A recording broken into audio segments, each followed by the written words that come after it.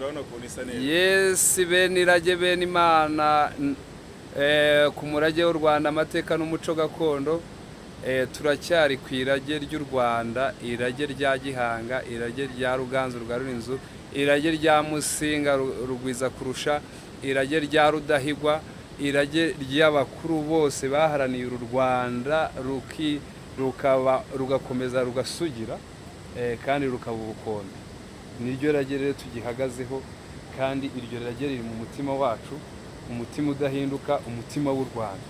Rero ntimuze kuza gutandukira cyane, biracyababaje cyane. Bene Gakara uburyo mukazemo, bene Rukara n'abandi bose muharanira uyu murage wacu, tuwusigasire kandi tuwugereho.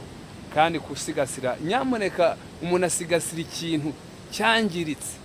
Umurage wacu warangiritse mu bantu, mu hantu, mu bintu. Rero ni karibu rero nk'intore zose mu majyepfo y'u Rwanda, mu Rwanda rwa Gasabo, rw'uko mukwiye kuza gusigasira uyu murage tukawusangizanya. Ni irage ry'u Rwanda mu buryo bw'ubuntu bw'umutima.